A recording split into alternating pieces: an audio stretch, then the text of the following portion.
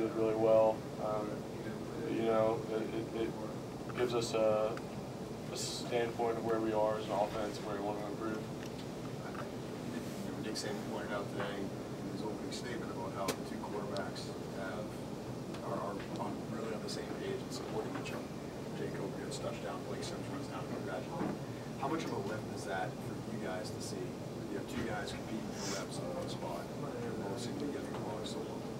Yeah, you know, I think whenever coach makes that decision, it makes the transition of whoever it is a lot easier. I mean, obviously, whoever doesn't get it will be upset, but you know, to know that they have their support and back them up 100%, it really makes the chemistry in the locker room a little bit easier to deal with. Is that, I mean, obviously they're your teammates, so you want to support them, but is it kind of tough when you're in a competition with somebody competing for reps and to still kind of almost be friends with them, I guess? Is it a strange dynamic? No, I don't think so. You know, I think that if this were at a higher level, it might be a little bit different, but I mean, it's college. I mean, we're spending time with each other constantly, and we're all friends, so I think that friendship was built before the competition even really started. So whoever wins the competition, they're still going to be friends. Nothing's going to be happening between them. Do you feel like the skill position players have a good rapport with both guys at this point, 2 games in? Yeah, absolutely. Just alternating in practice, we get to build chemistry with both of them. So just all those reps we've got to spend with both the guys has really helped. We're splitting it 50-50 in practice, so we know what we're getting with both guys. You know, it's not very often you have a fifth-year senior and a grad student competing for the quarterback job. What about their maturity level? Does that kind of make things a little easier that you don't have like a freshman and a sophomore battling for the job? These are guys who are mature and they seem to handle it pretty well. Yeah, you know, Blake's been here for a long time and he's comfortable with the offense, and Jake's a guy who's played in the same offense and been in the same kind of system for a while. So, you know, it's guys that really understand the game of football, and whoever you get is somebody that's got that experience. You know, they don't have as much on-the-field experience as somebody else we've been used to, but just to have them coming from great programs and learning under great guys, we're comfortable with whoever it is. They talk about Blake being a good locker room guy, a good leader. What is it about him that gives him, you know, good leadership qualities that makes people want to follow him? You know, he's just one of those guys that tries to make you smile. Everything, like every second of every day, he's trying to make you smile. He'll ask you a question until he can find common ground, and then he'll start up a conversation with you.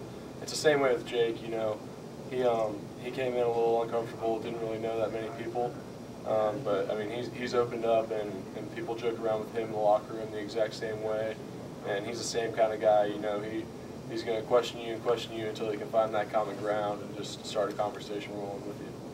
Jake had a couple of situations where he was coached up pretty good on national TV. Sometimes that's difficult, you know, for some guys to take. From your perspective, how coachable of a guy is he? Oh, he's definitely coachable. He's the great thing about both the guys is they're a next play kind of guy.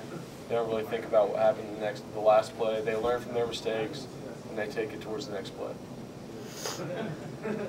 Two things, Brian, real quick. Two more. I haven't really seen the tight end involved as much as maybe we have seen that in the past. Is that just something that hasn't necessarily been there, or? You know, I mean, when you've got great playmakers on the outside like Amari Cooper, it's somebody you want to go through in your offense. Obviously, the production he's having throughout the season so far, it's a hard thing to turn away from. I know OJ, myself, and the rest of the tight ends we're ready for our time whenever the answer or whenever we want to go that way, start hitting the ball to the tight end. But I mean, it's hard to turn down when you've got an All-American talent out there, wide receiver, who's making plays every second he gets the ball. You guys like to use the, it seems like you use the up-tempo offense more of a tool to keep the defense off balance. Do you get a sense of that when you do implement that aspect of the offense? You know, I don't really think it's so much to throw the defense off. I mean, as you've seen, it's no huddle, but we're not really trying to speed things up. It's just we're a little bit smoother when we go no huddle.